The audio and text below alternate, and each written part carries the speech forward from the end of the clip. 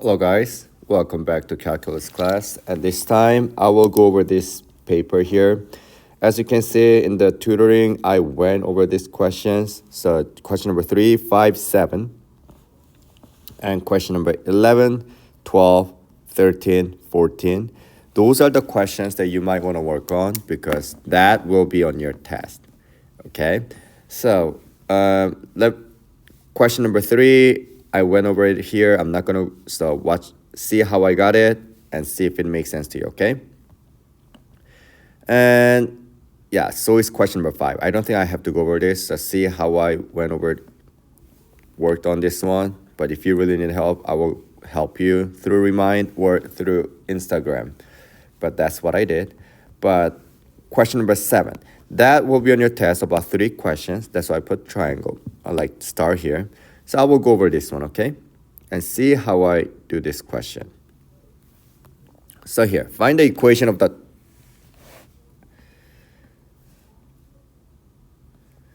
find the equation of the tangent line. I don't know why this one got into this one, but here, that's what you're doing here.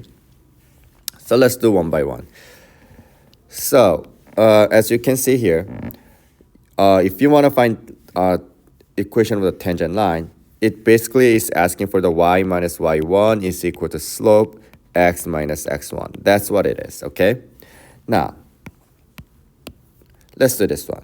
I know what x is, which is 1. I know what y is, which is -4, but I do not know the slope. So what you have to do is you have to find the slope, which means you have to derive this entire thing in terms of x, dx, okay? So let's drive this one. 4x to the third power will become 12x squared, which is easy. But -5xy, that's the product rule. So it's a 1 for this, another one for this. So let's do this one. -5x will become -5 times y plus derivative of y is going to be 1. But every single time you derive y, you have to put y prime or dy dx times -5x plus derivative of for y is going to be 4. But again, whenever you derive y, you got to put y prime at the end. So let's make it look nicer. Well, although there's not many things that I have to do, it's going to be -5xy prime plus 4y this. Now, you really want to put solve for y prime because y prime is the slope. So what you have to do is you are going to put this one separate, which means you got to move this one to the other side by adding 5y both sides. So you get 12x squared plus 5y is equal to -5xy prime plus 4y prime. And finally, it looks like I can take out y prime. So it's going to be what? Y prime -5x plus 4. And this one is same thing. Do you see? I just took out y prime. So that's what I did. At last, what I really have to do is I just divide by -5x plus 4 both sides. Like that, okay? So these two disappear. Y prime is equal to 12. Now, it's the same thing here, but now we know what x and y value is. So let's plug in 1 and -4. So I'm going to plug in 1 squared plus 5 -4 over -5 1 plus 4. Okay. Only thing that I did is instead of x, I put 1. Instead of y, I put -4. As you can see here, because this is what we get. So here we go. We don't have enough space here, so here we go. Resize. I'm gonna move it here, right here, and this one is right here. Oops. That's gonna be right here. So let's do this. 12 times 1, like 1 squared times 1 is gonna be just 12. 1 squared times 12. And 5 times -4 will become -20. Okay. And negative 5 plus 4, negative 5 times 1 is just negative 5. So let's do this. 12 minus 20 is negative 8 on the top. Negative 5 plus 4 is going to be what? Negative 1. And that is same thing as positive 8, which is y prime. Okay? So that's going to be the slope. So let's do this. Your solution should be y minus, y1 is what? Negative 4. So it's going to be negative 4, which will become positive, equals 8x minus 1. That's it. It's very simple, right? And let's check answer. So that's a question number, what question number is that? 7. Yeah. And, oh yeah, here. Question number 7, right here. It's the same answer, right? Oh, I just realized. Oh yeah, in the backside, there's more questions that you might want to go over. You might want to go over all these questions on the test as well, okay? Yeah, so that's it about question number 7. And now let's flip to the, you don't have to do question number 8 or you don't have to do question number 9, but you might want to try question number 11 by yourself, okay? So let me do question number 12. I think you should do it by yourself, but watch this. So let's do this. Question number 12. Oh yeah, this is a good question. So g of x, they are inverse to each other, right? And you want to find g prime. So let's do this one. G prime of x is equal to 1 over f prime, f inverse of x, right? And this time we want to look for what? 8. So I'm going to plug in 8 here, okay?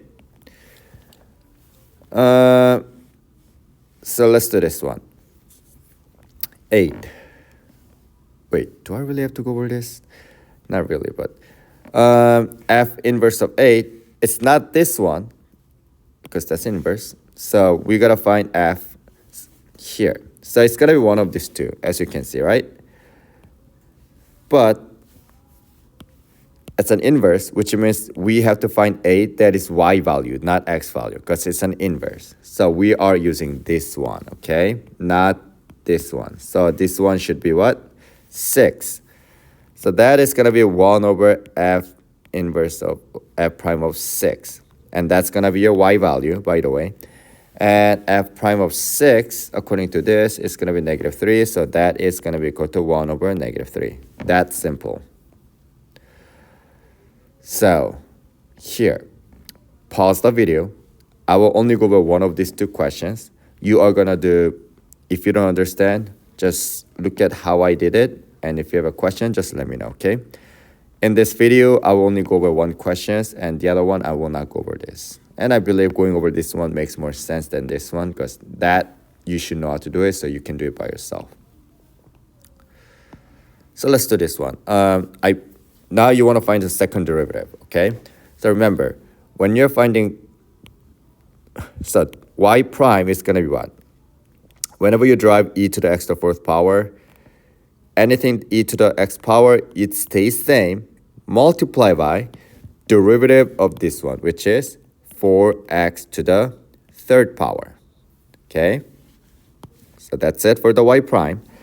But you want to find y double prime. So now it's going to be a product rule. First one is this, and second one is this. So let's do this. First one, we already know what it is. E to the x to the fourth power times 4x to the third power. That's the derivative of the first one. But wait, you have to multiply by, you have to copy this one down, which is 4x to the third power plus, now we are going to do derivative of this one, which is 12x squared times, copy this one down, e to the x to the fourth power, okay? So now make it simplify. 4x to the third power times 4x to the third power is going to be 16x to the sixth power times e to the x to the fourth power plus this one is going to be 12x squared times e to the x to the fourth power. That's it. Now on the test, sometimes you have to know how to simplify, which means what do they have in common? Like you can take this one out. E to the x to the fourth power, parenthesis, 6x to the sixth power plus 12x squared. Okay? So this is okay. But sometimes in your answer choice, they will make you do this one, or sometimes they will make you to simplify further. Like, you can take out maybe 4x squared, so you can take out 4x squared times e to the x to the fourth power, like 4x to the fourth power plus 3, like that. Do you see I took out 4x squared from each one of them? That's what you can also do. So you have to know you don't know which one will be on your answer choice. So you have to know how to simplify each one of them, okay? Just don't panic. And that's about it in this video. If you have any question, just let me know, okay? See you guys. Love you. Bye.